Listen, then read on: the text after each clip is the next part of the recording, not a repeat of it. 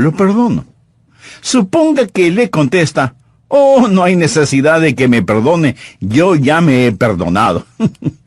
Luego suponga que otra persona que presenció todo esto les dice, oh, ninguno de ustedes necesita preocuparse, yo ya les perdoné a ambos. Mas fue usted el que recibió el puñetazo en la nariz. Amigo, solo la persona que recibió el golpe puede perdonar. Entienda que el pecado es poner nuestro puño en el rostro de Dios, y únicamente Él puede perdonar el pecado. Abandone todas esas fábulas psicológicas que dicen que necesitamos perdonarnos a nosotros mismos y afirmarnos los unos a los otros.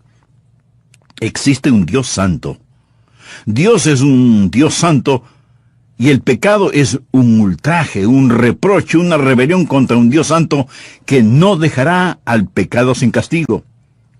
El texto de hoy indica 3 verdades maravillosas sobre cómo Dios perdona el pecado y sobre cómo se hace Dios cargo del pecado. La primera es el sufrimiento vicario de la cruz. ¿Lo anotó? El sufrimiento vicario de la cruz. La palabra vicario significa en lugar de, suplente, sustituto. Miremoslo. Primera de Pedro 3:18. Porque también Cristo padeció una sola vez por los pecados, el justo por los injustos, para llevarnos a Dios, es decir, Jesús, el Hijo de Dios, quien es justo, quien nunca pecó, nacido de la Virgen, sin mancha, sin pecado, el justo murió por los injustos. Cuando dice los injustos, está hablando de usted y de mí. Nosotros somos los pecadores. Él llegó a ser nuestro sustituto. A través de toda la Biblia, Dios ha enseñado la sustitución.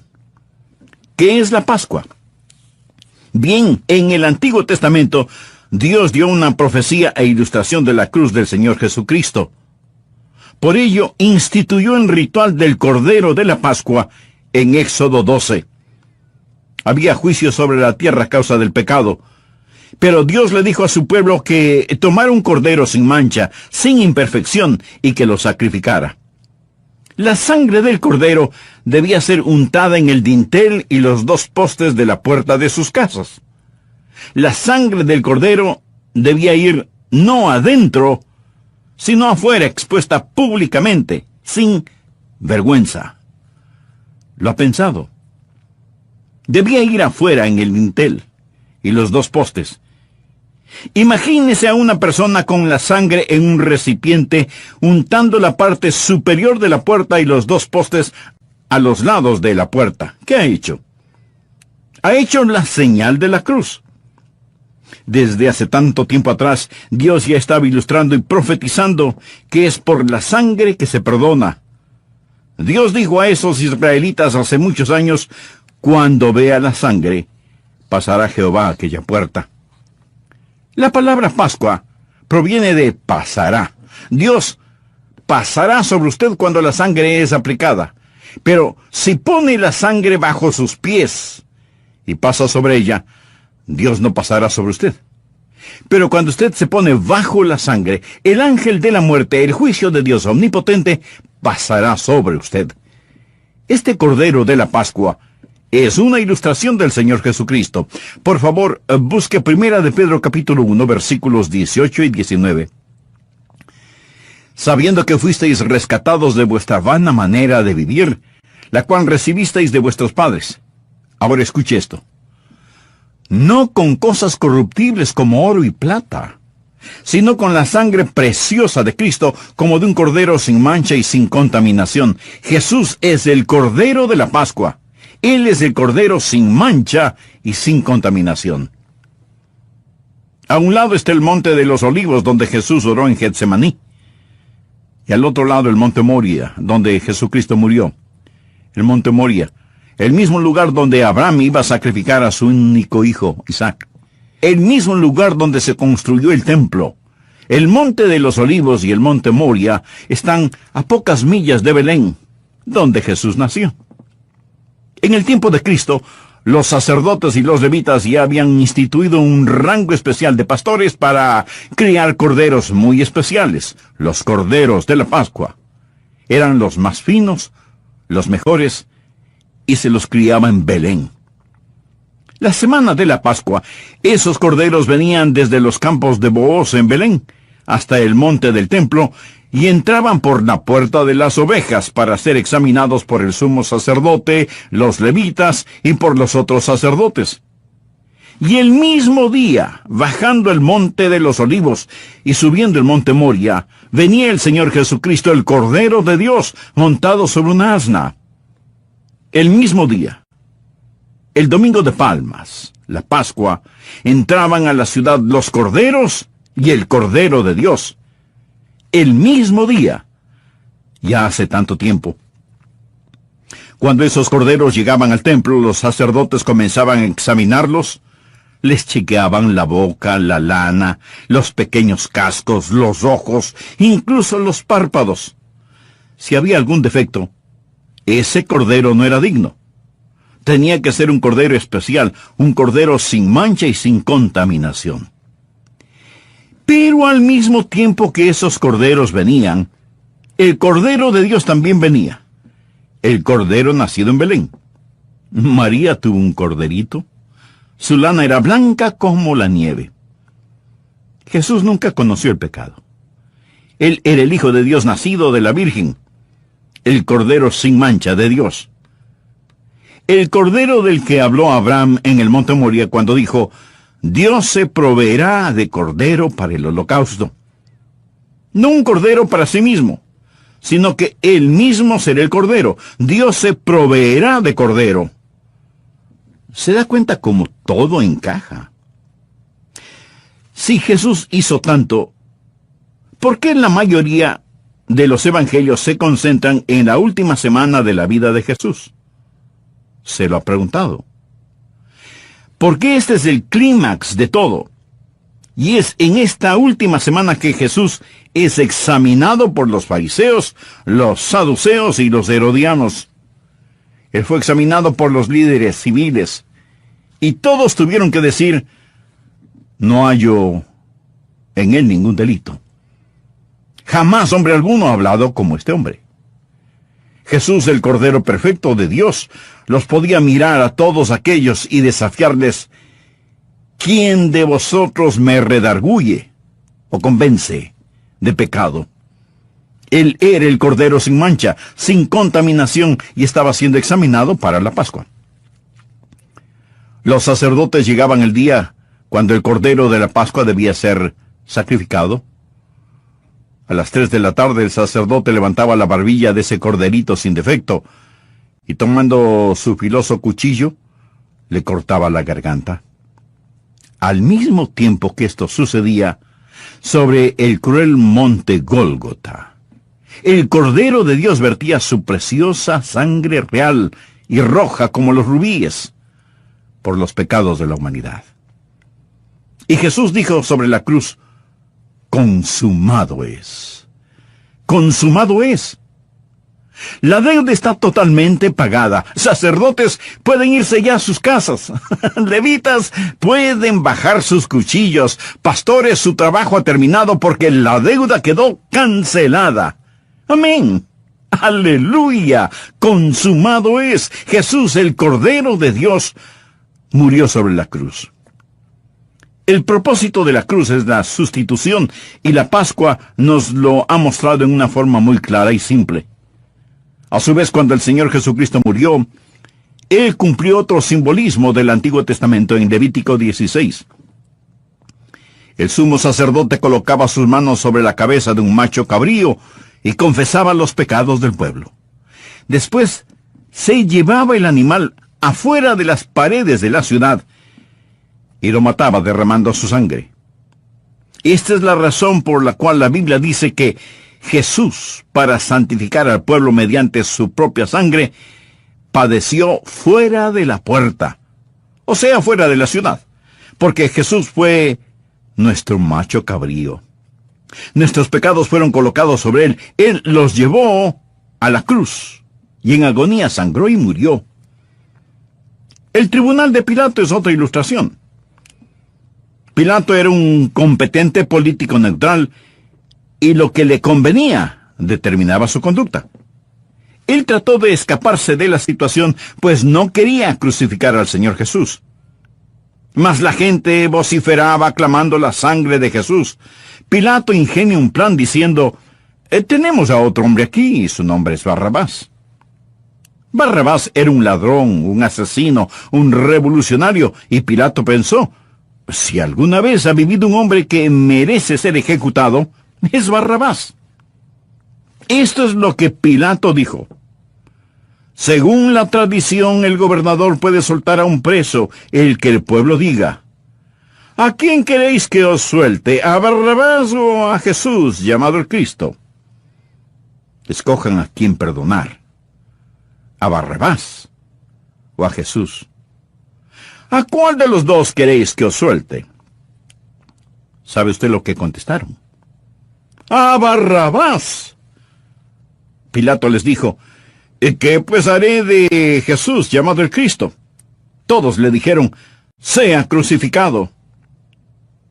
Esta fue la misma multitud inconstante que clamó cuando Jesús entró a Jerusalén el domingo de Palmas, «Hosana al Hijo de David». Ahora demandan, «sea crucificado». Oh, la maldad de los corazones humanos. Ahora decían, «crucifícalo». Y se llevaron a Jesús, el Cordero de la Pascua de Dios, el macho cabrío de Dios, el justo por los injustos, para que muriera sobre una cruel cruz romana.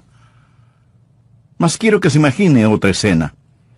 Imagínese a un soldado romano con una antorcha, caminando en un estrecho pasillo en una prisión romana.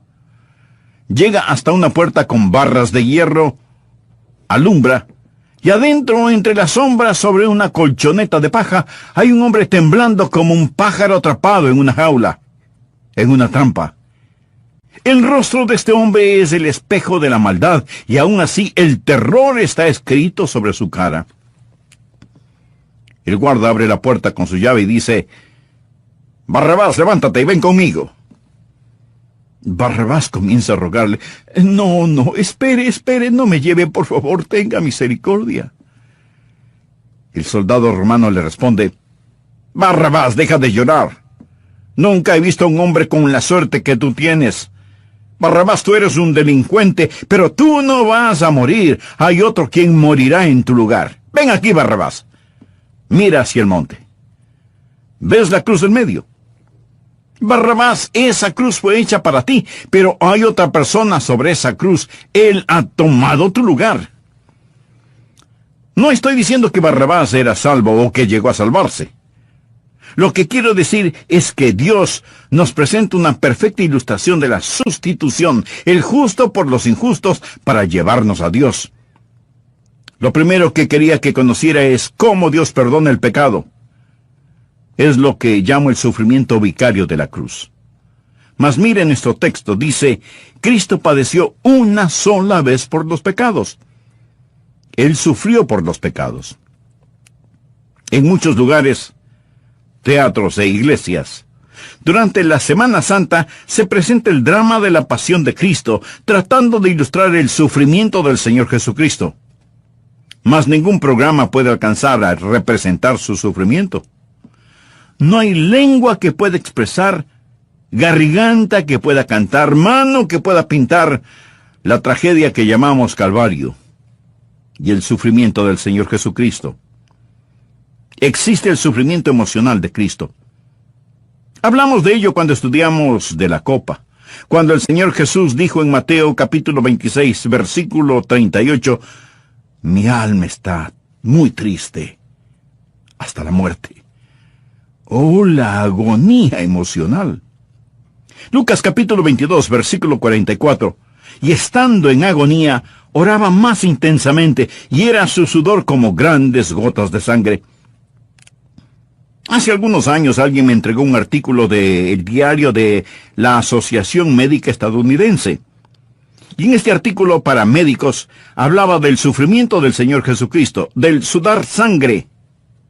Se llama hematidrosis. Y esto es lo que decía. Un fenómeno poco común. Puede ocurrir durante estados altamente emocionales o en personas con trastornos sanguíneos. Como resultado de una hemorragia en las glándulas sudoríparas, la piel de la persona se pone muy débil y sensible. Esto es lo que le sucedió al Señor Jesucristo. Él estaba en tal agonía que sus diminutos vasos capilares estallaron, se rompieron. El Señor Jesús no solamente padeció sufrimiento emocional, sino sufrimiento corporal. Los romanos le azotaron y ellos sabían muy bien cómo hacerlo. Ataban las manos de la víctima y la levantaban hasta que estuviera de puntillas para aumentar el dolor y que la espalda estuviera lisa como la seda. El instrumento de azote era un látigo con un robusto mango y con correas de cuero. Al final de las correas de cuero habían unos pedacitos de hueso, metal y vidrio ingeniosamente atados. Usaban a 2 azotadores, 2 verdugos a la vez. Y al ser estirado el cuerpo, uno comenzaba en la nuca y descendía. El otro empezaba en los tobillos y ascendía. Juntos despellejaban a esa persona parada de puntillas, enroscando el látigo alrededor del cuerpo y desprendiendo un pedazo de carne cada vez que lo jalaban. Estos hombres eran experimentados que sabían muy bien cómo azotar, sabían cómo desprender la carne de tal forma que los nervios y los músculos quedaran expuestos sin sacarle los intestinos. Al soltar a la víctima después de haber sido azotada, ésta caía postrada en el suelo. Los hombres no salían caminando de un azotamiento, salían gateando. Esta es la razón por la que la Biblia dice, llevaron a Jesús atado y le entregaron a Pilato. ¿Por qué lo llevaron? Porque estaba demasiado débil para caminar. Usted puede comprender por qué después Jesús no podía cargar con la cruz. El abuso físico del Señor Jesucristo. Lo golpearon con sus puños, con palos, y luego lo sacaron para que fuera crucificado. ¿Sabe usted por qué los romanos usaban la crucifixión? ¿Sabe por qué usaban la cruz? Porque la crucifixión tenía como fin el ser cruel, poco común, e inspirar terror. Cualquiera que veía una crucifixión decía, sea lo que sea que ocasionó tal castigo, yo no lo haré. Romanos, haré lo que me ordenen, pero no me crucifiquen. De esto se trataba la crucifixión.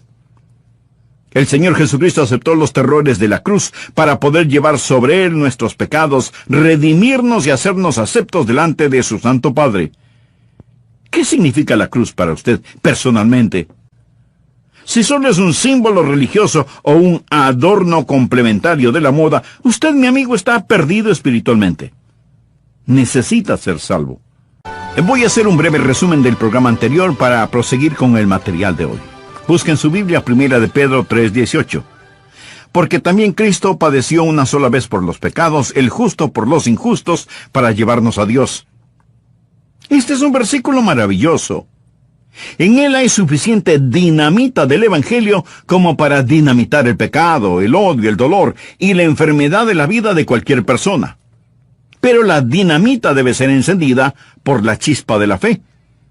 Y entendiendo que solo Dios es el único que puede perdonar nuestros pecados. Entendiendo que el pecado es poner nuestro puño en el rostro de Dios en actitud de franca rebeldía. Dios es un Dios santo. Y el pecado es un ultraje, un insulto, un desafío contra un Dios santo que no dejará ningún pecado sin castigo. En el versículo de hoy hay 3 verdades extraordinarias de cómo Dios perdona el pecado. La primera es el sufrimiento vicario de la cruz. El sufrimiento vicario de la cruz. La palabra vicario significa en lugar de otro, suplente, sustituto. Porque también Cristo padeció una sola vez por el pecado, el justo por los injustos, para llevarnos a Dios. Es decir, Jesús, el Hijo de Dios, el justo, murió por los injustos. Cuando dice injustos, está hablando de usted y de mí. Nosotros somos pecadores. Jesús fue nuestro sustituto. Dice la Biblia Cristo padeció una sola vez por los pecados. O sea, Cristo sufrió por nuestros pecados al morir en esa cruel cruz romana. ¿Sabe por qué los romanos usaban la crucifixión? Porque la crucifixión tenía como fin el ser cruel, poco común e inspirar terror. Cualquiera que veía una crucifixión decía: sea lo que ocasionó tal castigo, yo no lo haré. Romanos, haré lo que me ordenen, pero no me crucifiquen. La palabra latina excruciatus significa un dolor atroz y literalmente significa originario de la cruz, de la crucifixión. Un tipo de dolor atroz que proviene de la cruz. Clavaban las manos de la víctima a la cruz, no en la palma de la mano, pues esto desgarraría el metacarpo, sino en la muñeca, para que no se cayera de la cruz. Trataban de golpear el nervio del medio para transmitir el dolor hasta el torso. Penetraban esos clavos a través de esos nervios.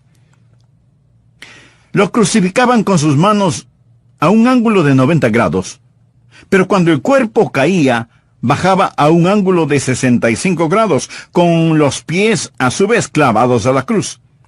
El peso del cuerpo caía sobre el pecho y la persona comenzaba a respirar con dificultad. Por lo tanto, cuando respiraba, tenía que alzar su cuerpo, pero al hacerlo, tenía que empujar contra los clavos en sus pies. La víctima se encontraba entre la lucha por respirar y el punzante dolor. La persona experimentaba náuseas, trauma y un intenso dolor al cada nervio convertirse en un conducto para dicho dolor. Y el individuo permanecía allí un agonizante largo tiempo y moría una muerte atroz. Existe la agonía física, la agonía emocional y el sufrimiento emocional de la cruz. No solo Jesucristo bebió la copa, la contaminación del pecado, sino también llevó la corona, el castigo del pecado. Por ello la copa y la corona nos hablan de la cruz, de Jesús bebiendo la contaminación y recibiendo el castigo. No es que él haya pecado. Recuerde, el justo por los injustos. Él pagó el precio. ¿Y cuál era el precio? El estar separado del Dios omnipotente. No solo Dios el Padre se separó de él, sino que en ese momento Jesús también se volvió en el objeto detestado por el Padre y Dios. El Padre tuvo que mirarlo como mira a un pecador y encargarse de él como lo haría con cualquier pecador. ¿Comprende ahora el texto de Pedro? También Cristo padeció una sola vez por los pecados, el justo por los injustos. Este es el sufrimiento vicario de la cruz. El sufrimiento vicario de la cruz. Amigo, mi corazón se conmovió tanto al estudiar para este sermón. Aquí está la segunda verdad que deseo que observe. La satisfacción vital de la cruz. Miremos el texto. Hay una palabra que no quiero que pase por alto. Porque también Cristo padeció una. ¿Cuál es la palabra? Una. Cristo padeció una sola vez por los pecados. Amigo, esto no significa había una vez. Esto significa una vez y para siempre. Significa una vez y para siempre. Cuando Jesús dijo, consumado es, dijo que la deuda quedó cancelada en su totalidad. En Roma, cuando encerraban a un hombre en prisión, cuando se le encontraba culpable de un crimen, escribían un certificado de deuda y se lo colgaban sobre la puerta de su celda. Era su deuda al Estado y a la sociedad. Era lo que su pecado, su crimen había provocado.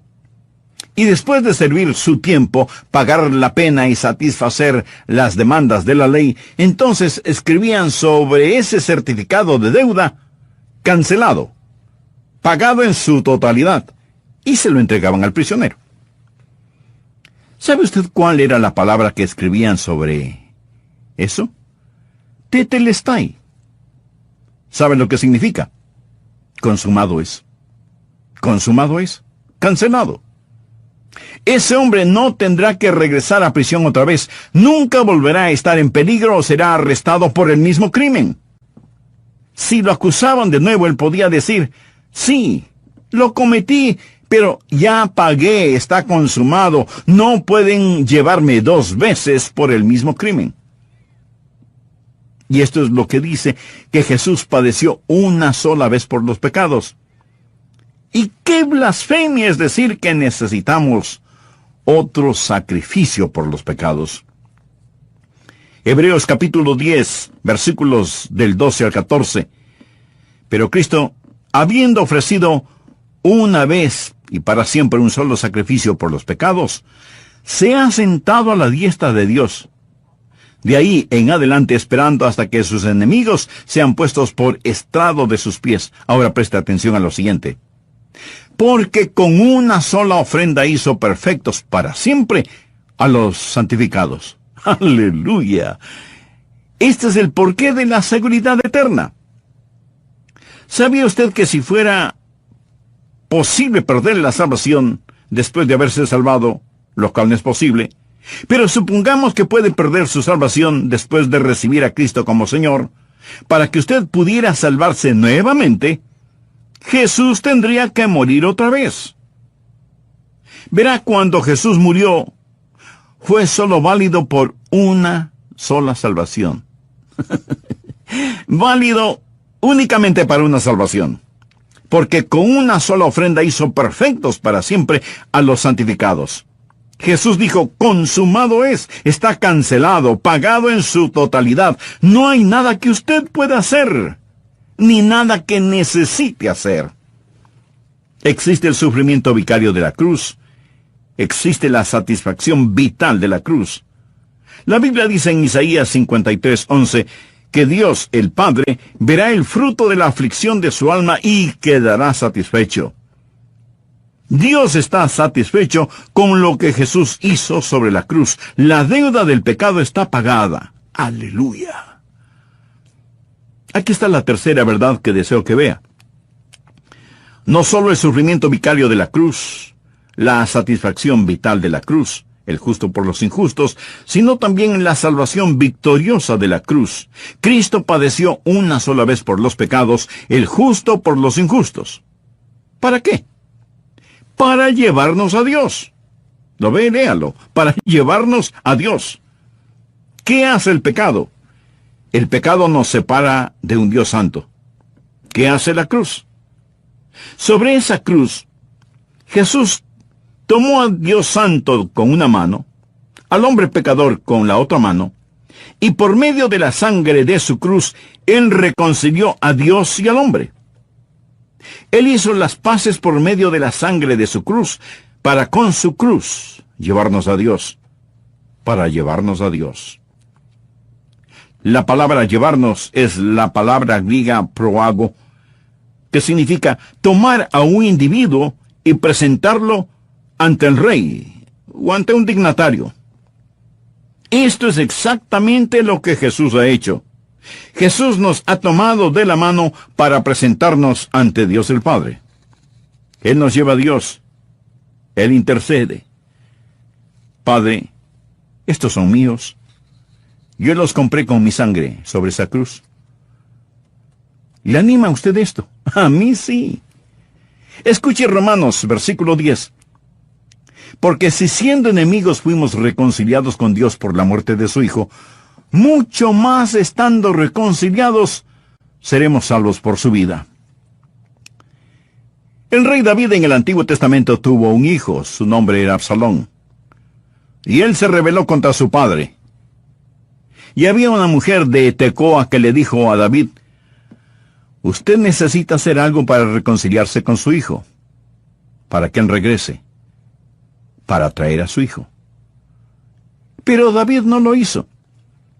Y la mujer le dijo, Rey David, usted no actúa como Dios actúa. Anote este precioso versículo en el margen de su Biblia, 2 de Samuel 14, verso 14. Y la mujer dijo, porque de cierto morimos, y somos como aguas derramadas por la tierra que no pueden volver a recogerse. Ni Dios quita la vida, sino que provee medios para no alejar de sí al desterrado. ¿No es este un gran texto evangelístico en el Antiguo Testamento? Somos como aguas derramadas por tierra. Ni Dios quita la vida, sino que provee medios para no alejar de sí al desterrado. Dios tiene un medio para traernos de regreso. Deseo contarle una historia verídica. Selecciones publicó esta historia. Un hombre de negocios de Nueva York, de descendencia húngara, que vivía en Long Island, Nueva York, para ir a trabajar siempre abordaba el metro en Long Island a las 9:05 todas las mañanas. Este hombre, que se llamaba Marcel Sternberger, un día un amigo suyo estaba enfermo y Marcel decidió quedarse con su amigo ese día e ir a trabajar más tarde. Marcel Sternberger se quedó con su amigo enfermo y en lugar de viajar en el metro de las 9:05, tomó el metro del mediodía.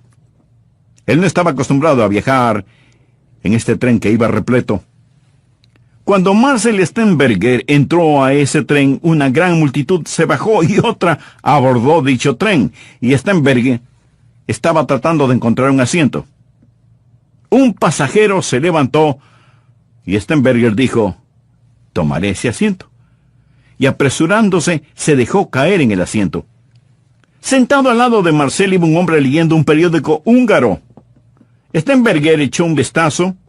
Él podía leer húngaro. El hombre leía los anuncios clasificados y Marcel le dijo en forma amistosa: «¿Busca usted un trabajo?».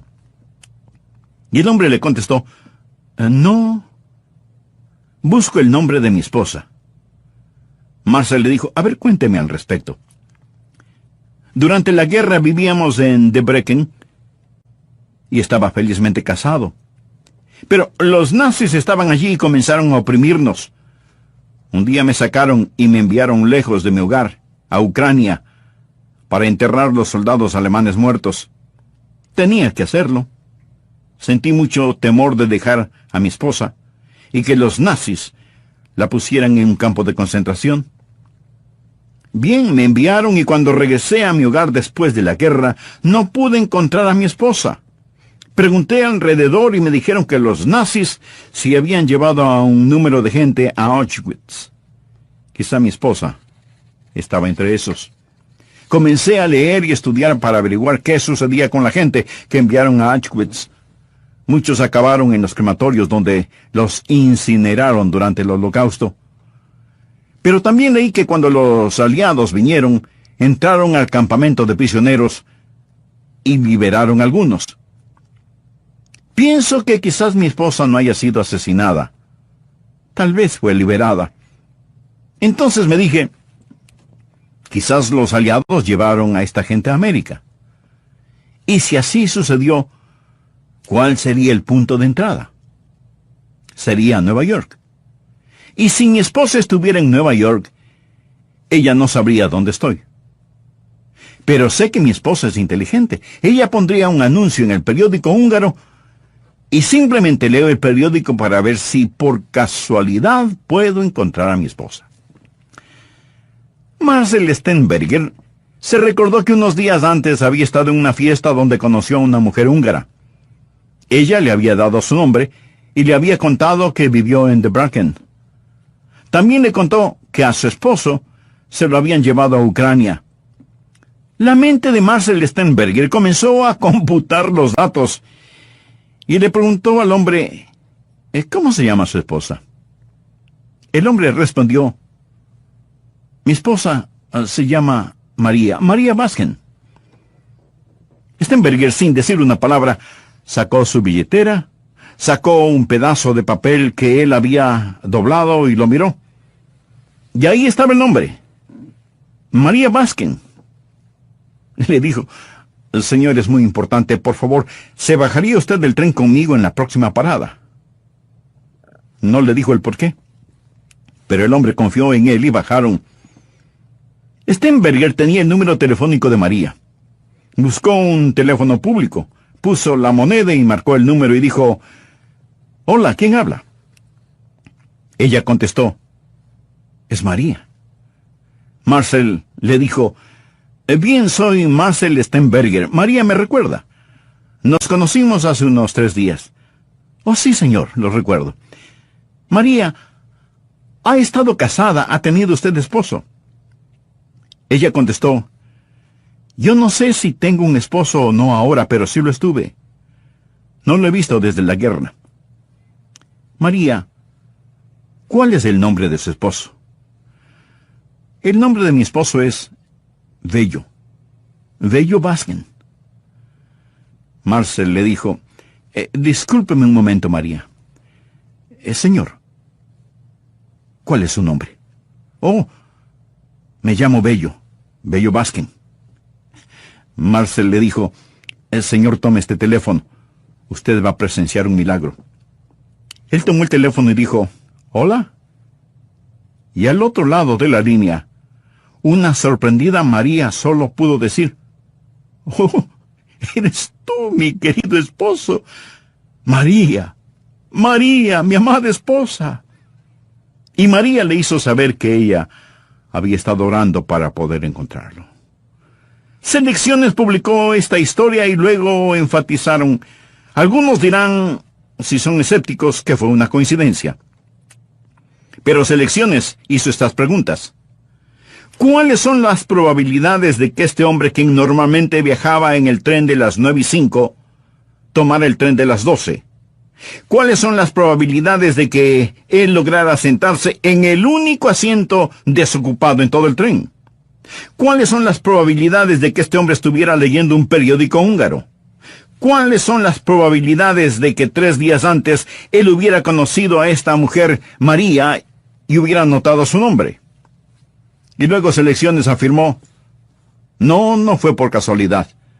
Dios viajó en el metro esa mañana. Dios ideó medios para reunir esta pareja, pero quiero decirle algo, amigo, que existe un milagro más grande que este. Existe un milagro más grande que este. Dios ideó medios para que sus desterrados no estén separados de Él, y Jesús en aquella cruz murió por usted. Oh, el amor que lo pensó, la gracia que trajo la maravillosa salvación. Dios quedó satisfecho con el sacrificio que Jesús hizo sobre esa cruz, y ahora usted puede recibirlo. ¿Qué debe hacer usted hoy? Poner su fe donde Dios puso sus pecados, en el Señor Jesucristo. La Biblia lo pone en forma simple, dulce, sencilla y sublime: cree en el Señor Jesucristo y serás salvo. La palabra cree no quiere decir una mera creencia intelectual, sino confiar. Confiando, ore con todo su corazón: «Oh Dios, soy un pecador y estoy perdido. Sé que no puedo salvarme a mí mismo. Jesús, tú eres el Hijo de Dios. Tú fuiste coronado por mis pecados y pagaste mis pecados en la cruz. Tú moriste como mi sustituto y Dios te resucitó de entre los muertos. Yo creo todo esto y te recibo. Te invito a entrar ahora en mi corazón. Ven a mi corazón. Perdona mis pecados y sálvame». Gracias por salvarme, Jesús. Gracias por salvarme, Jesús. Ahora eres mi Señor, mi Salvador, mi Dios y mi amigo. Instituido un rango especial de pastores para criar corderos muy especiales, los corderos de la Pascua. Eran los más finos, los mejores, y se los criaba en Belén. La semana de la Pascua, esos corderos venían desde los campos de Booz en Belén hasta el monte del templo, y entraban por la puerta de las ovejas para ser examinados por el sumo sacerdote, los levitas y por los otros sacerdotes. Y el mismo día, bajando el monte de los olivos y subiendo el monte Moria, venía el Señor Jesucristo, el Cordero de Dios, montado sobre una asna.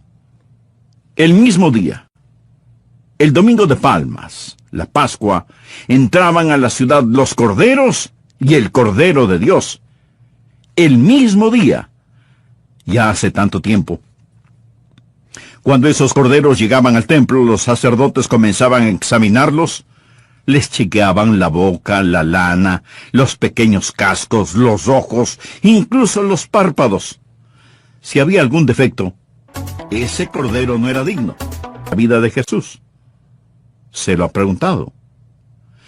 Porque este es el clímax de todo. Y es en esta última semana que Jesús es examinado por los fariseos, los saduceos y los herodianos. Él fue examinado por los líderes civiles. Y todos tuvieron que decir, no hallo en él ningún delito. Jamás hombre alguno ha hablado como este hombre. Jesús, el Cordero Perfecto de Dios, los podía mirar a todos aquellos y desafiarles, ¿quién de vosotros me redarguye o convence de pecado? Él era el Cordero sin mancha, sin contaminación, y estaba siendo examinado para la Pascua. Los sacerdotes llegaban el día cuando el Cordero de la Pascua debía ser sacrificado. A las 3 de la tarde el sacerdote levantaba la barbilla de ese corderito sin defecto y tomando su filoso cuchillo le cortaba la garganta. Al mismo tiempo que esto sucedía, sobre el cruel monte Gólgota, el Cordero de Dios vertía su preciosa sangre real y roja como los rubíes por los pecados de la humanidad. Y Jesús dijo sobre la cruz, consumado es. Consumado es. La deuda está totalmente pagada. Sacerdotes pueden irse ya a sus casas. Levitas pueden bajar sus cuchillos. Pastores, su trabajo ha terminado porque la deuda quedó cancelada. Amén. Aleluya. Consumado es. Jesús, el Cordero de Dios, murió sobre la cruz. El propósito de la cruz es la sustitución, y la Pascua nos lo ha mostrado en una forma muy clara y simple. A su vez, cuando el Señor Jesucristo murió, Él cumplió otro simbolismo del Antiguo Testamento en Levítico 16. El sumo sacerdote colocaba sus manos sobre la cabeza de un macho cabrío y confesaba los pecados del pueblo. Después, se llevaba el animal afuera de las paredes de la ciudad y lo mataba derramando su sangre. Esta es la razón por la cual la Biblia dice que Jesús, para santificar al pueblo mediante su propia sangre, padeció fuera de la puerta, o sea, fuera de la ciudad, porque Jesús fue nuestro macho cabrío. Nuestros pecados fueron colocados sobre Él. Él los llevó a la cruz, y en agonía sangró y murió. El tribunal de Pilato es otra ilustración. Pilato era un competente político neutral, y lo que le convenía determinaba su conducta. Él trató de escaparse de la situación, pues no quería crucificar al Señor Jesús. Mas la gente vociferaba clamando la sangre de Jesús. Pilato ingenia un plan diciendo, tenemos a otro hombre aquí, y su nombre es Barrabás. Barrabás era un ladrón, un asesino, un revolucionario, y Pilato pensó, si alguna vez ha vivido un hombre que merece ser ejecutado, es Barrabás. Esto es lo que Pilato dijo. Según la tradición, el gobernador puede soltar a un preso, el que el pueblo diga. ¿A quién queréis que os suelte? ¿A Barrabás o a Jesús, llamado el Cristo? Escojan a quién perdonar. ¿A Barrabás o a Jesús? ¿A cuál de los dos queréis que os suelte? ¿Sabe usted lo que contestaron?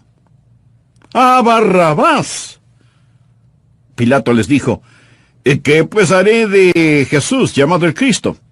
Todos le dijeron, sea crucificado. Esta fue la misma multitud inconstante que clamó cuando Jesús entró a Jerusalén el domingo de Palmas, «Hosana al Hijo de David». Ahora demandan, «sea crucificado». Oh, la maldad de los corazones humanos. Ahora decían, «crucifícalo».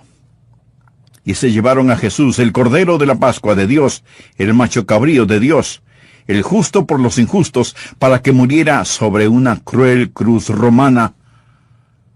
Mas quiero que se imagine otra escena. Imagínese a un soldado romano con una antorcha, caminando en un estrecho pasillo en una prisión romana. Llega hasta una puerta con barras de hierro, alumbra, y adentro, entre las sombras, sobre una colchoneta de paja, hay un hombre temblando como un pájaro atrapado en una jaula, en una trampa.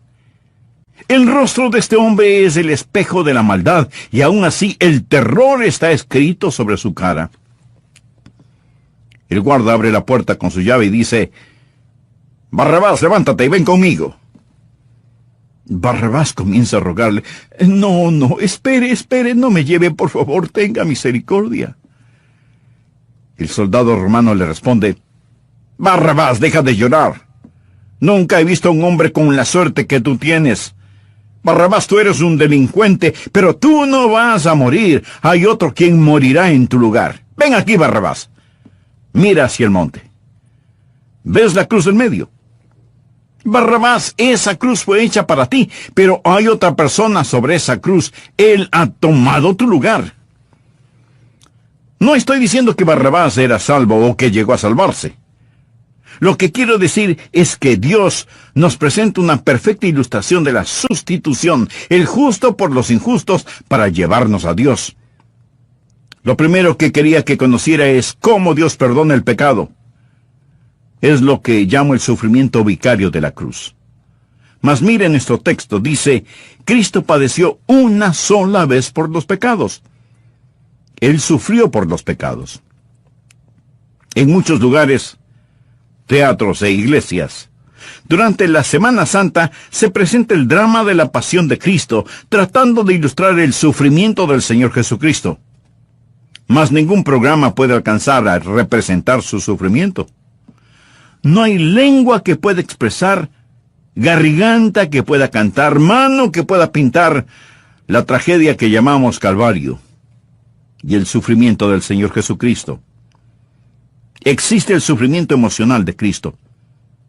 Hablamos de ello cuando estudiamos de la copa, cuando el Señor Jesús dijo en Mateo capítulo 26, versículo 38, «Mi alma está muy triste, hasta la muerte». Oh, la agonía emocional. Lucas capítulo 22, versículo 44, «Y estando en agonía, oraba más intensamente, y era su sudor como grandes gotas de sangre». Hace algunos años alguien me entregó un artículo del diario de la Asociación Médica Estadounidense. Y en este artículo para médicos hablaba del sufrimiento del Señor Jesucristo, del sudar sangre. Se llama hematidrosis. Y esto es lo que decía: un fenómeno poco común. Puede ocurrir durante estados altamente emocionales o en personas con trastornos sanguíneos. Como resultado de una hemorragia en las glándulas sudoríparas en la nuca y descendía. El otro empezaba en los tobillos y ascendía. Juntos despellejaban a esa persona parada de puntillas, enroscando el látigo alrededor del cuerpo y desprendiendo un pedazo de carne cada vez que lo jalaban. Estos hombres eran experimentados que sabían muy bien cómo azotar, sabían cómo desprender la carne de tal forma que los nervios y los músculos quedaran expuestos sin sacarle los intestinos. Al soltar a la víctima después de haber sido azotada, ésta caía postrada en el suelo. Los hombres no salían caminando de un azotamiento, salían gateando. Esta es la razón por la que la Biblia dice: llevaron a Jesús atado y le entregaron a Pilato. ¿Por qué lo llevaron? Porque estaba demasiado débil para caminar. Usted puede comprender por qué después Jesús no podía cargar con la cruz. El abuso físico del Señor Jesucristo. Lo golpearon con sus puños, con palos, y luego lo sacaron para que fuera crucificado. ¿Sabe usted por qué los romanos usaban la crucifixión? ¿Sabe por qué usaban la cruz? Porque la crucifixión tenía como fin el ser cruel, poco común, e inspirar terror. Cualquiera que veía una crucifixión decía: sea lo que sea que ocasionó tal castigo, yo no lo haré. Romanos, haré lo que me ordenen, pero no me crucifiquen. De esto se trataba la crucifixión. El Señor Jesucristo aceptó los terrores de la cruz para poder llevar sobre él. Usted puede ser sustituido en su trabajo y probablemente nadie notará su ausencia. Pero, escúcheme, no hay sustituto para la oración. Otras cosas pueden ser buenas y finas en sí mismas, pero no son sustituto. La elocuencia no es un sustituto para la oración. Y ni la energía, ni el entusiasmo, ni el intelecto son sustitutos para la oración, porque no hay absolutamente nada con lo cual usted pueda sustituir la oración. Como yo lo siento, la oración es la más grande fuerza en el universo, pero tristemente es la menos utilizada. La gente siempre está tratando de obtener energía. Los científicos están tratando de utilizar la energía de los océanos que hay en el movimiento de las mareas y de las olas, o cómo utilizar mejor la energía nuclear o la energía eólica. Pero la más grande y desperdiciada de las energías en el mundo actual es la oración. Bien, vamos a Mateo 7, versículos del 7 al 11. Estas son palabras de Jesús, y Él las dijo en forma clara y sencilla. Así que no hay ninguna razón para dudarlas, sino más bien para creerlas. Pedid, y se os dará. Buscad, y hallaréis. Llamad, y se os abrirá. Porque todo aquel que pide, recibe. Y el que busca, halla. Y al que llama, se le abrirá. ¿Qué hombre hay de vosotros que si su hijo le pide pan, le dará una piedra? O si le pide un pescado, le dará una serpiente? Pues si vosotros, siendo malos, sabéis dar buenas dádivas a vuestros hijos, ¿cuánto más vuestro Padre que está en los cielos dará buenas cosas a los que le pidan? Hagamos 3 divisiones fáciles de este mensaje al pensar en los principios de la oración. Primero, la razón para la oración. En mi vida he meditado mucho acerca de la razón para orar. ¿Por qué Dios quiere que oremos? Jesús enseñó en forma sencilla y clara que nuestro Padre Celestial sabe de las cosas que tenemos necesidad aún antes de que las pidamos, ¿verdad? Entonces, ¿por qué tenemos que decirle lo que necesitamos? ¿Y por qué tenemos que pedirle lo que Él ya ha determinado darnos? Porque nos ama. ¿Alguna vez usted ha pensado en el misterio que significa la oración? Por último, ¿por qué oramos? Veamos Mateo 6, los versos 7 y 8. Y orando, no uséis vanas repeticiones como los gentiles que piensan que por su palabrería serán oídos. No hagáis, pues, semejantes a ellos, porque vuestro Padre sabe de qué cosas tenéis necesidad antes de que vosotros le pidáis. En estos versículos aprendemos ciertas cosas. Primero, no oramos para impresionar a Dios. Usted no tiene que ser un Cervantes o un experto en el idioma español. Tampoco tiene que ser un poeta para utilizar un lenguaje florido. Usted, por mucho que se esfuerce, no puede orar para impresionar a Dios. Segundo, usted no ora para informar a Dios, porque el Padre Celestial conoce cuáles son sus necesidades. Tercero, oramos a Dios para invitarle a que trabaje en nuestro corazón y nuestra vida. Y si alguien me pregunta, Pastor, ¿por qué debemos hacer eso? Permítame darle 3 razones para hacerlo. Primero, es lo que yo llamo el factor delicia. Verá, Dios quiere que le amemos y quiere tener comunión con nosotros. Dios puede administrar este universo sin nuestras oraciones. Pero si Él lo hiciera así, usted y yo no tendríamos el privilegio de trabajar con Él y tener comunión con Él. En el capítulo 15 de Juan, Jesús se refirió a sí mismo como la vid verdadera, y nosotros somos los pámpanos. Y en Juan 15:4 Jesús dijo, permaneced en mí y yo en vosotros. Como el pámpano no puede llevar fruto por sí mismo si no permanece en la vid, así tampoco vosotros si no permanecéis en mí. Jesús está haciendo énfasis en la realidad y la necesidad que tenemos de permanecer en Él, porque sin Él nada podemos hacer. Y en el verso 7 Jesús dijo, si permanecéis en mí y mis palabras permanecen en vosotros, pedid todo lo que queréis, y os será hecho. La oración es la manera que tiene Dios de que nos peguemos a Él. Es una manera de que nosotros habitemos en Él y Él en nosotros hasta que tengamos la misma clase de unión, de fusión que existe entre la vid y los pámpanos. Nosotros no lo podemos hacer sin Él y Él no quiere hacerlo sin nosotros. Una vez recibí la llamada del rector de un colegio invitándome a que vaya a dar una serie de mensajes. Yo le dije que me hubiera gustado mucho hacerlo, pero que mi agenda no me lo permitía. Y él me dijo, si le mando un piloto, vendría. Y yo, titubeando, le dije que no estaba seguro.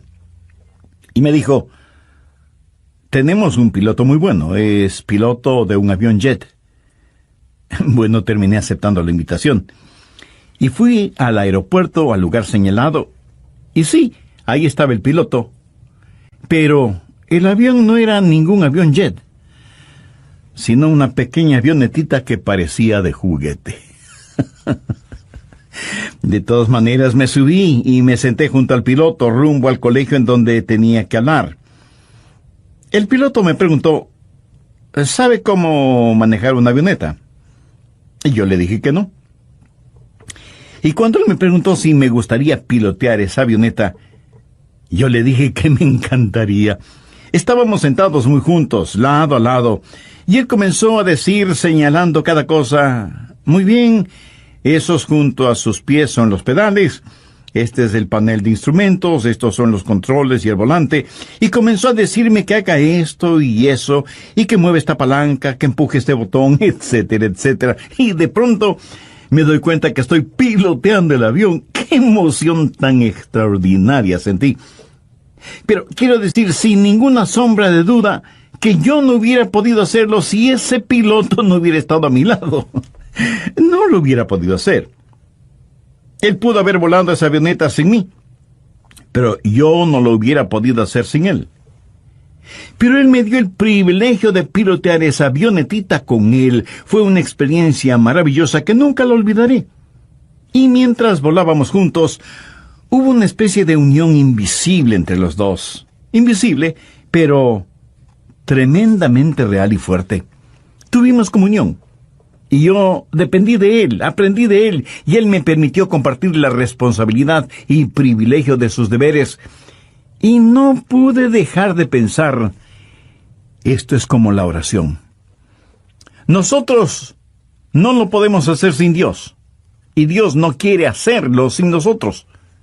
Pero cuando Él nos permite que cooperemos con Él, tenemos la emoción de ayudar a Dios en el manejo de su vasto universo. La oración es genuina cuando permanecemos en Él y Él en nosotros. Segundo está el factor del desarrollo. Sabía que la oración es una de las formas en que crecemos. O sea, nos desarrollamos en oración. Veamos nuevamente Juan 15:7. Si permanecéis en mí y mis palabras permanecen en vosotros, pedid todo lo que queréis y os será hecho.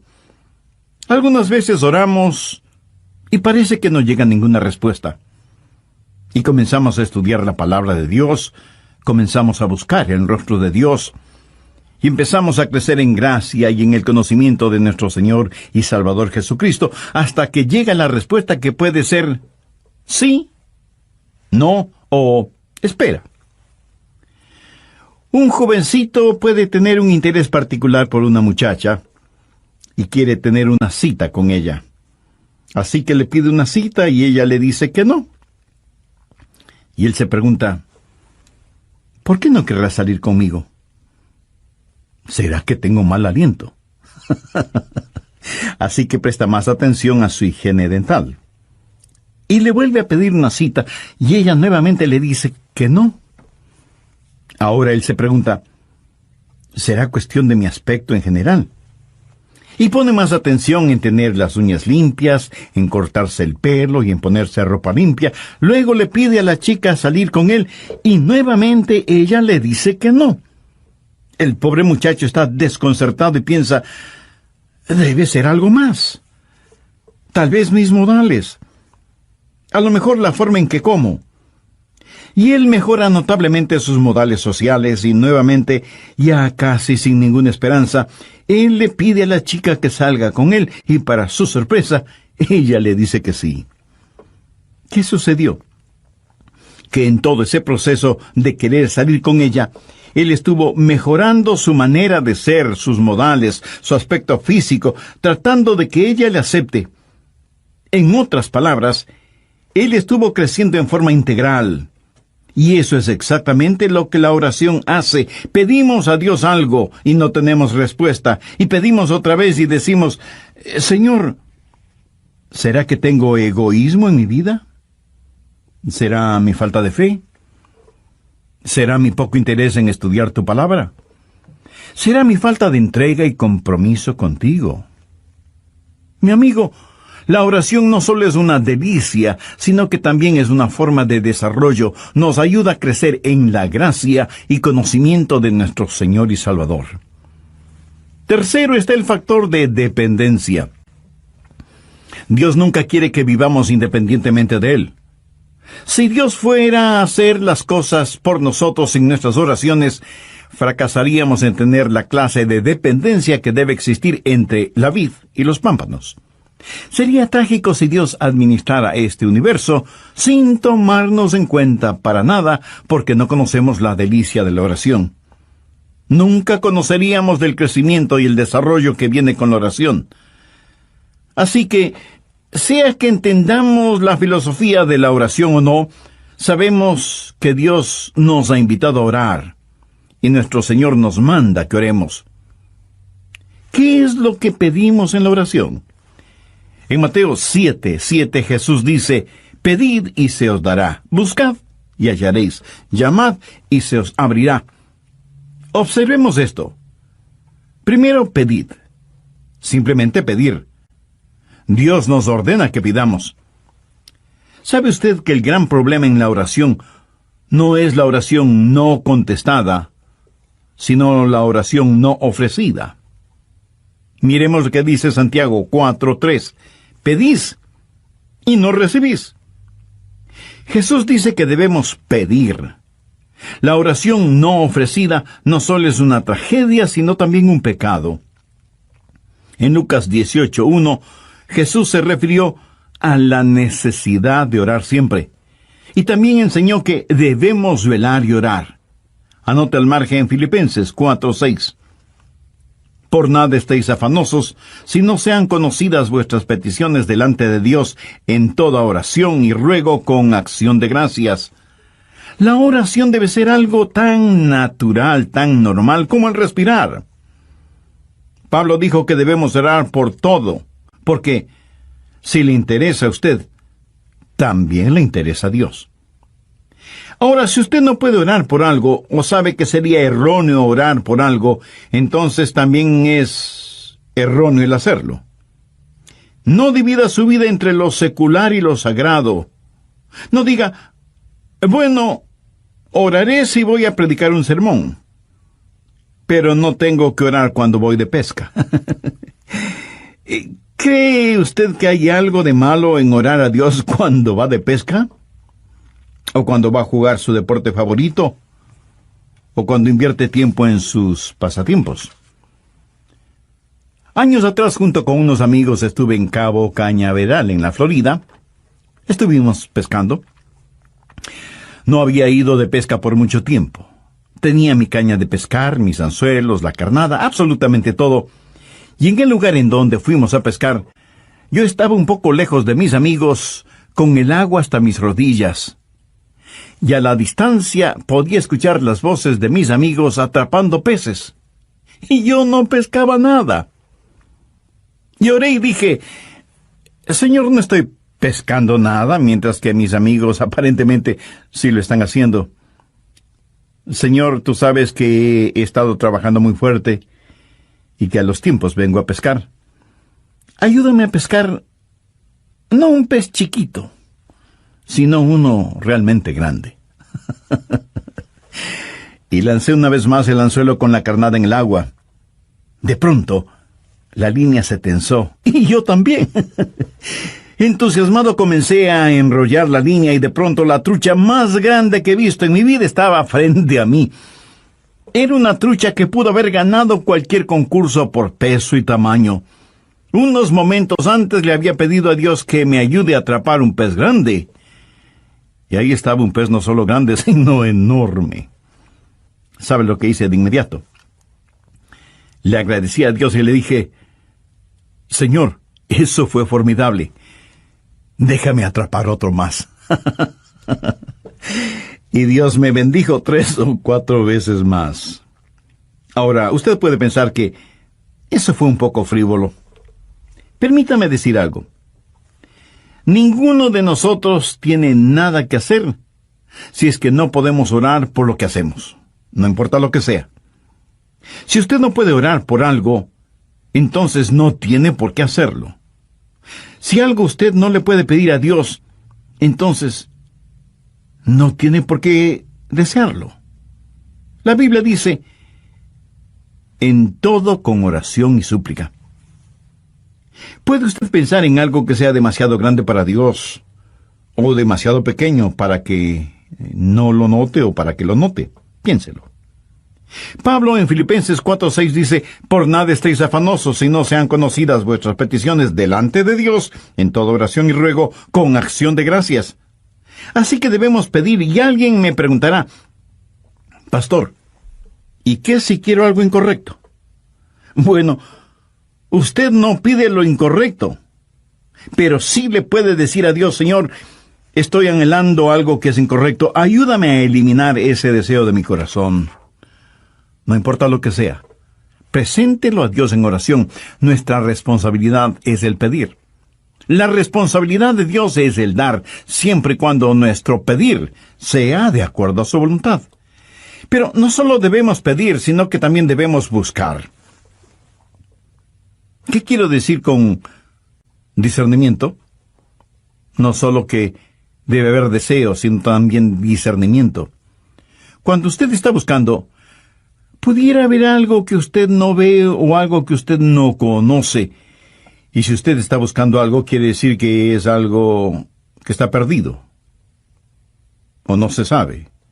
Y usted está tratando de encontrarlo, de saberlo. Podríamos decir, está tratando de descubrir algo. Amigo, amiga, ¿ha descubierto ya la realidad de Dios en su vida?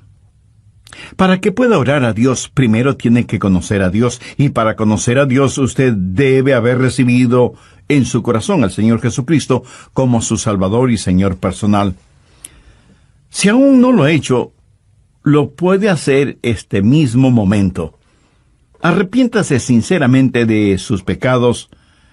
Agradézcale a Jesús que Él derramó su sangre en la cruz para perdonar sus pecados, y entréguele el control total de su vida y comience a vivir una vida que traiga honor y gloria a Dios.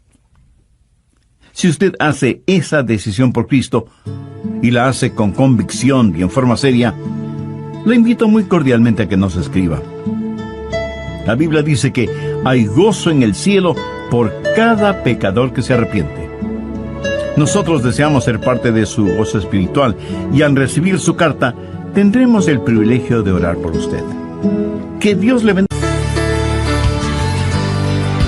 ¿Piensa usted que porque sus oraciones no son contestadas cuando usted quiere, es que Dios no las escucha? Escuchemos lo que el Dr. Adrian Rogers tiene que decir al respecto. ¿Sabía que el mismo Señor Jesucristo llamó a las puertas del cielo? ¿Piensa usted que las oraciones de Jesús, el Hijo de Dios en la carne, fueron contestadas automáticamente?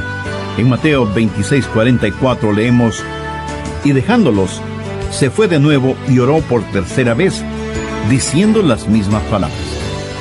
Ahora piense conmigo en esto. Jesús oró por tercera vez, diciendo las mismas palabras. Aquí hay un misterio y una verdad, sea que lo entendamos o no, y es: nosotros debemos mantenernos llamando, pedir, buscar, llamar. Y si alguien me pregunta: Pastor, ¿hay un momento cuando dejamos de llamar? Por supuesto que sí, cuando la puerta se abre. O sea, cuando recibe lo que pidió, o cuando tiene la seguridad en su corazón, aunque todavía no tenga en su mano lo que pidió, o cuando Dios le dice simplemente no. Bienvenidos una vez más a El Amor que Vale. Les habla Andrés García Vigio. La oración no es solo asunto de deseo cuando pedimos, sino asunto de discernimiento cuando buscamos. Podemos estar buscando el propósito de Dios. De paso, déjeme decir lo siguiente. ¿Sabía que podemos orar sin estar en la voluntad de Dios? La única cosa que queda fuera del alcance de la oración es aquella que está fuera de la voluntad de Dios. En la voz del pastor Lenín de Llanón, el Dr. Adrian Rogers nos ofrece la segunda parte del estudio bíblico, Los principios de la oración. Abra la palabra de Dios en Santiago 4:3. Pedís y no recibís, porque pedís mal. Si usted pide por algo erróneo, Dios no le va a bendecir. Dios no le va a dar. Pudiera ser que usted tenga una motivación egoísta. Pedís y no recibís, porque pedís mal, para gastar en vuestros deleites. Yo puedo pedir por necesidades personales, pero no puedo pedir por necesidades egoístas. Y pudiera ser que Dios mismo quiere que busque.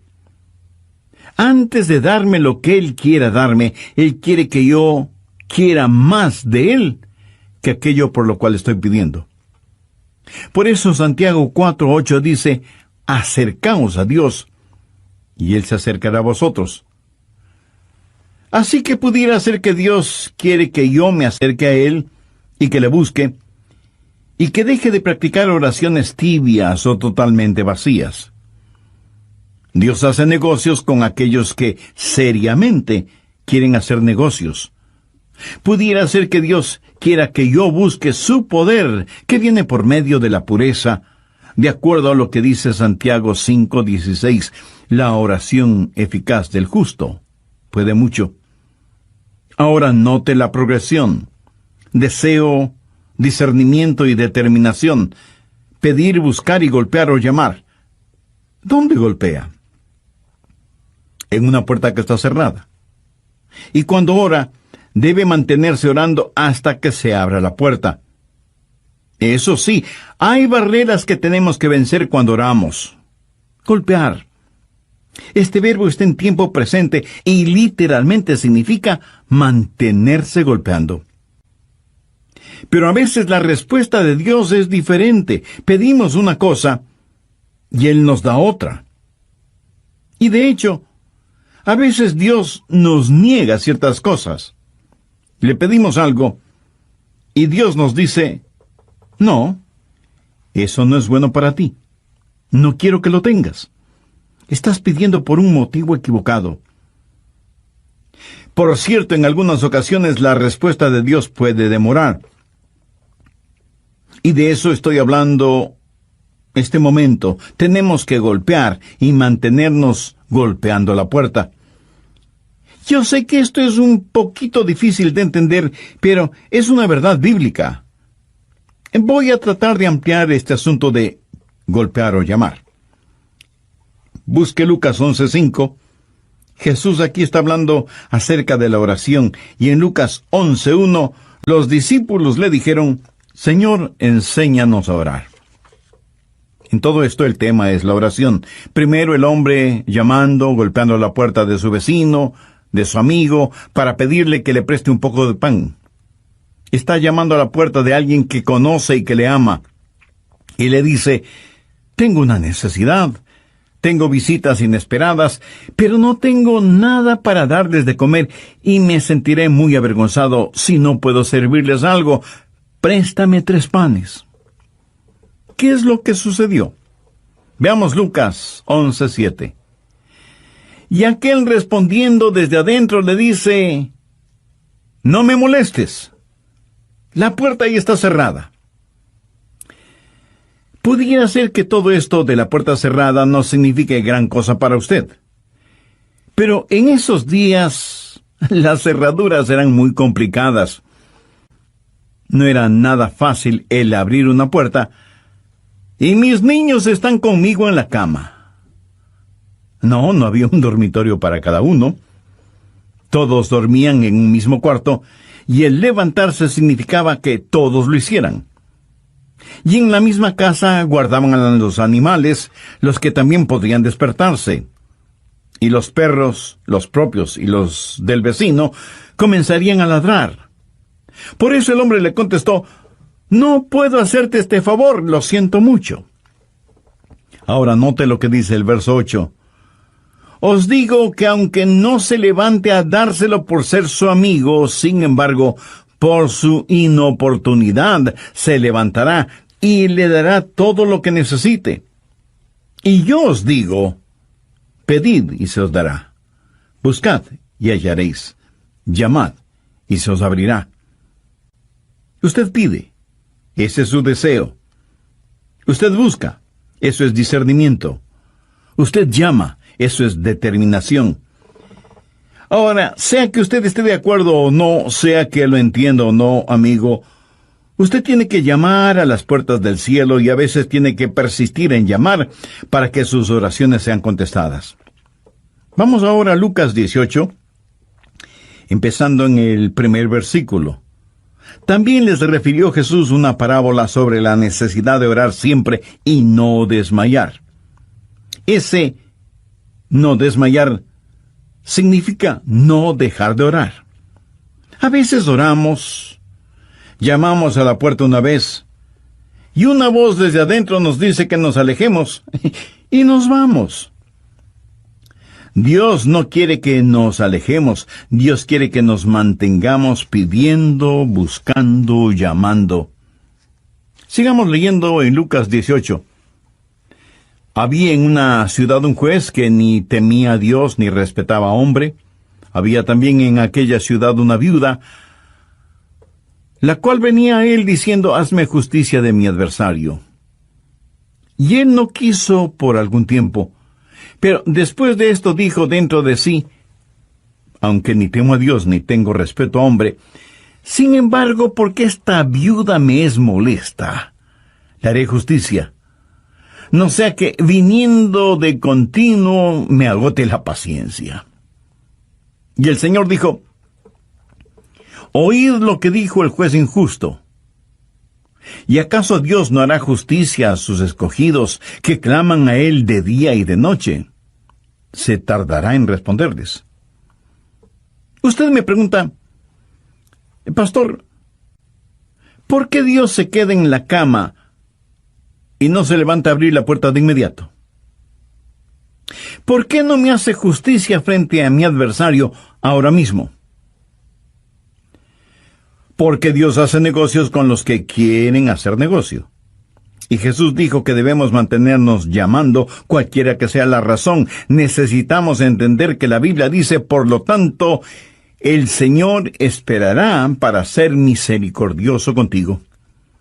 En Mateo 15 tenemos la historia de una mujer cananea que tenía una hija atormentada por un demonio y le pidió a Jesús que la sanara. Jesús le contestó que él había sido enviado a las ovejas perdidas de la casa de Israel. Y cuando ella, postrándose, le suplicó ayuda, Jesús le dijo: «No está bien tomar el pan de los hijos y echarlo a los perrillos». Oiga, ¿cómo se hubiera sentido usted? Suponga que usted tuviera una hija poseída por el diablo. Usted se acerca a este hombre que supuestamente es el Salvador y el Señor del universo, este que dicen está lleno de compasión, y él le dice: «Perro, aléjate de mí. Yo solo he venido a salvar a las ovejas perdidas de la casa de Israel. No tengo nada que ver contigo. Eres un paria». ¿Qué hubiera hecho usted?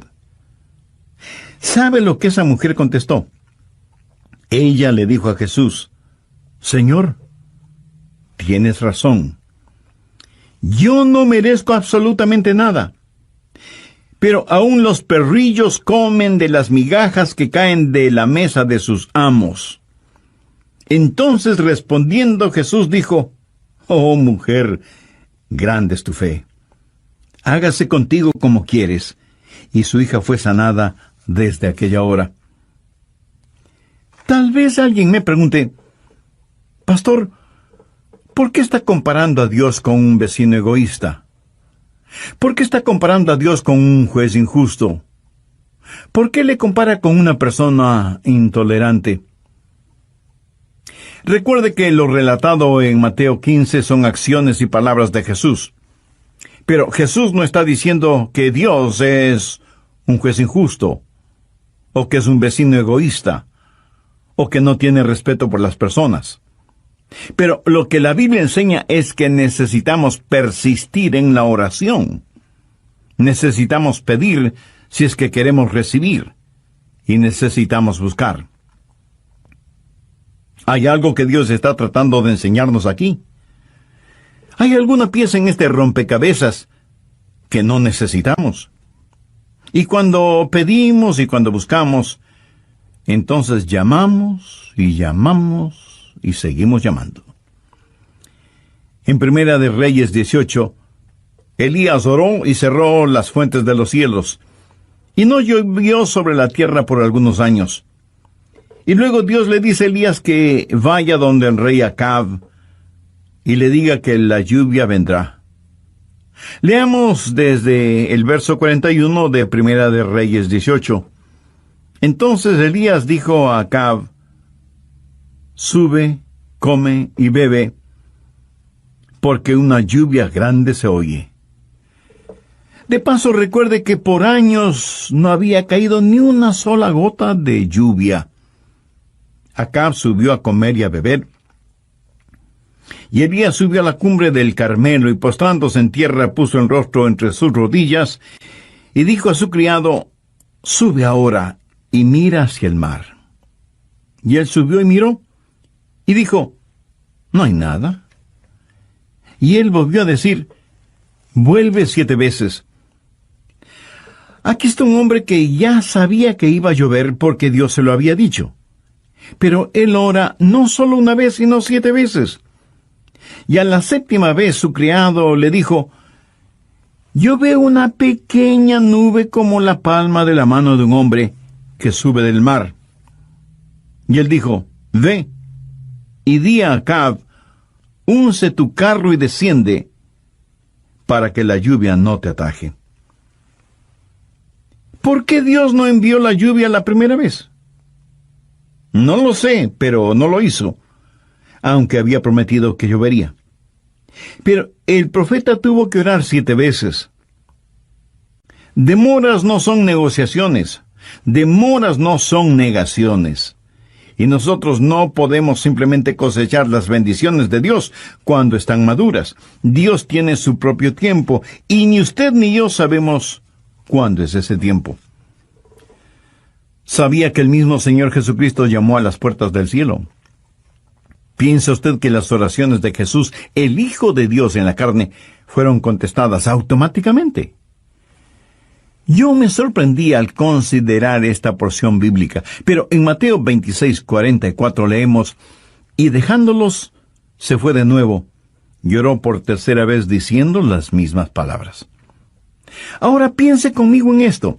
Jesús oró por 3ª vez diciendo las mismas palabras. Aquí hay un misterio y una verdad, sea que lo entendamos o no, y es: nosotros debemos mantenernos llamando. Pedir, buscar y llamar. Y si alguien me pregunta: pastor, ¿hay un momento cuando dejamos de llamar? Por supuesto que sí. Cuando la puerta se abre. O sea, cuando recibimos lo que hemos pedido. O cuando tiene la seguridad en su corazón, aunque todavía no tenga en su mano lo que pidió. O cuando Dios le dice sencillamente no. El poderoso apóstol Pablo quería algo, y dice que por 3 veces le pidió a Dios, y Dios prácticamente le dijo: no te voy a dar lo que estás pidiendo. En palabras de Pablo, él tenía un aguijón en la carne. Y en 2 de Corintios 12:8 dice: respecto a lo cual 3 veces he rogado al Señor que lo quite de mí. Pero Dios le dijo: Pablo, escucha, no te voy a dar lo que me pides, pero en cambio, te voy a dar de mi gracia. Y Pablo dejó de llamar. Él no oró una cuarta vez al respecto. ¿Cuándo usted deja de orar? Cuando la puerta se abre y usted tiene lo que ha pedido, o cuando lo tiene en su corazón y Dios le da esa seguridad. Hay una necesidad por la cual usted pide, hay un discernimiento que usted busca y hay una determinación a la que usted llama. Creo que muchos de nosotros no somos persistentes en la oración. Permítame decir algo más sobre este llamar. En un sentido, usted puede decir que Dios contesta todas las oraciones. Algunas veces su respuesta es sí. ¿Alguna vez usted le ha pedido algo a Dios y Él le ha concedido eso casi de inmediato? Estoy seguro que muchos de ustedes habrán sido bendecidos de esa manera. Mi amigo, hay cosas y circunstancias que de ninguna manera pueden ser simple casualidad, y que la única explicación racional es que son las respuestas directas de Dios a nuestras oraciones. Pero a veces la respuesta de Dios es no. Es cuando Dios dice, estás pidiendo algo erróneo, no te lo voy a conceder. Recuerde que Dios lo sabe todo, y aunque usted piense que lo que está pidiendo es bueno, Dios sabe que no lo es, y por eso no se lo da. En tal caso, no se enoje con Dios, más bien agradezca a Dios. Y algunas veces la respuesta de Dios es espera. Es cuando Dios dice, voy a darte lo que pides, pero tienes que aprender a depender en mí. Estoy ayudándote en tu desarrollo. Y muchas veces cuando Dios no nos da aquello que le pedimos, por lo general nos da algo que es infinitamente mejor de lo que nosotros pedimos. Ahora, ¿cuáles son las recompensas de la oración? Regresemos al capítulo 7 de Mateo. ¿Cómo sabemos que Dios va a contestar la oración? Veamos Mateo 7, verso 8. Porque todo aquel que pide, recibe, y el que busca, halla, y al que llama, se le abrirá. Si usted pide con fe, si usted busca con discernimiento, y si usted es persistente, sus oraciones serán contestadas. Y Jesús ilustra esta verdad. ¡Qué gran maestro fue Jesús! En Mateo 7, en los versos del 9 al 11, Él dice, ¿qué hombre hay de vosotros que si su hijo le pide pan, le dará una piedra?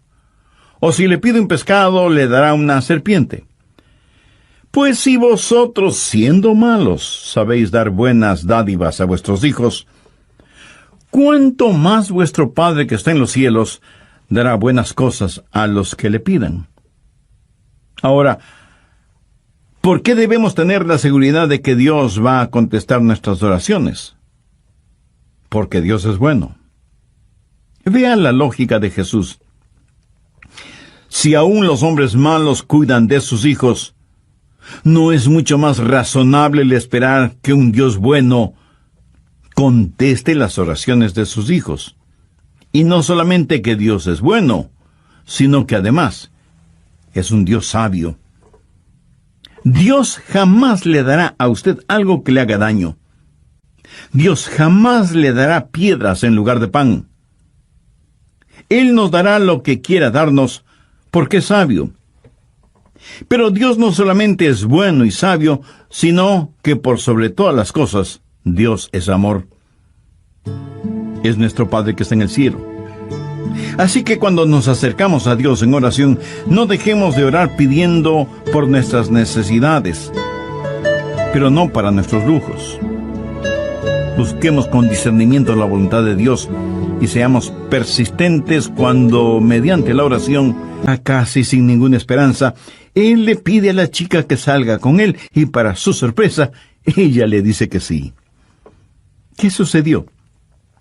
Que en todo ese proceso de querer salir con ella, él estuvo mejorando su manera de ser, sus modales, su aspecto físico, tratando de que ella le acepte. En otras palabras, él estuvo creciendo en forma integral. Y eso es exactamente lo que la oración hace. Pedimos a Dios algo y no tenemos respuesta. Y pedimos otra vez y decimos, Señor, ¿será que tengo egoísmo en mi vida? ¿Será mi falta de fe? ¿Será mi poco interés en estudiar tu palabra? Anda, que oremos.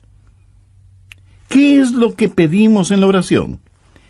En Mateo 7:7 Jesús dice, pedid y se os dará, buscad y hallaréis, llamad y se os abrirá. Observemos esto. Primero, pedid. Simplemente pedir. Dios nos ordena que pidamos.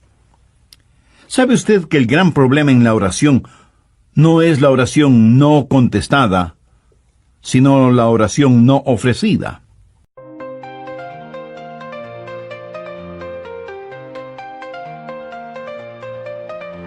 The road was long, the end seemed far, but I kept on pushing like a shooting star. Fell down 7 times, rose up 8. I'm stronger now, learn to carry the weight. All the pain, all the scars, made me who I am so far. Every fall, every mistake, helped me learn to carry the weight.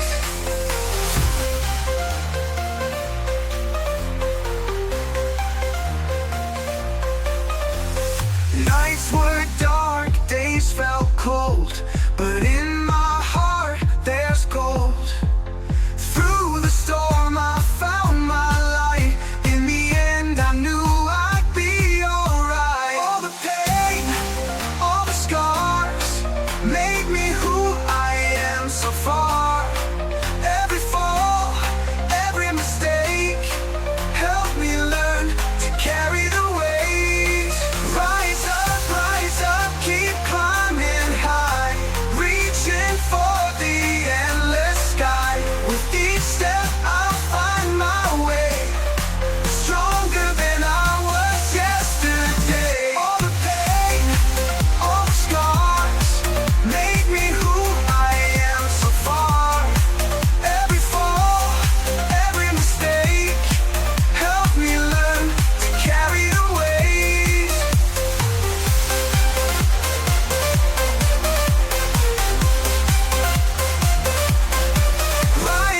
Rise up, keep climbing high, reaching for the endless sky. With each step I'll find my way, stronger than I was yesterday. All the pain, all the scars, made me who I am so far. Every fall, every mistake, helped me learn to carry the weight. Rise up, keep climbing high, reaching for the endless sky. With each step I'll find my way, stronger than I was yesterday.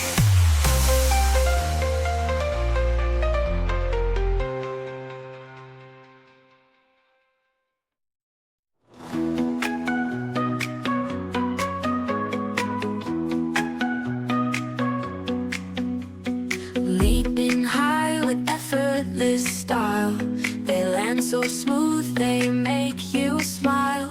A playful swipe, a gentle purr, in every corner they cause a stir. Ming and chill, they own the day, with a grace that sways the way. Pause in motion, hearts they steal, feel and moves are so surreal. Sunny spots where they recline, eyes that sparkle so divine. Tales of whiskers, tales of flair, with these cats nothing can compare.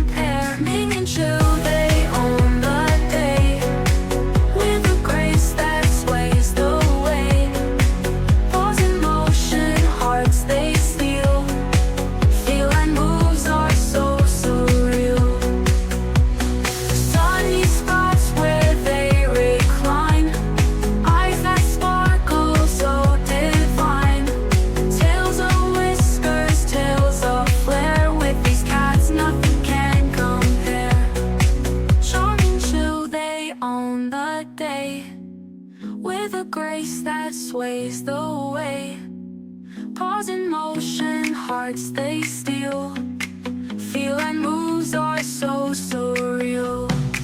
Ming and chill, they on the day, with a grace that sways the way. Balls in motion, hearts they steal. Feel like moves are so surreal.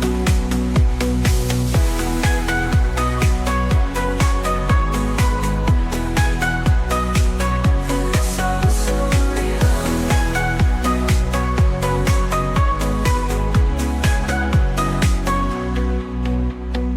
Through the night they roam so free. Little shadows, mystery. In their dance we find delight, chasing dreams till morning light. Ming and chill, they own the day, with a grace that sways the way. Balls in motion, hearts they steal. Feline moves are so surreal.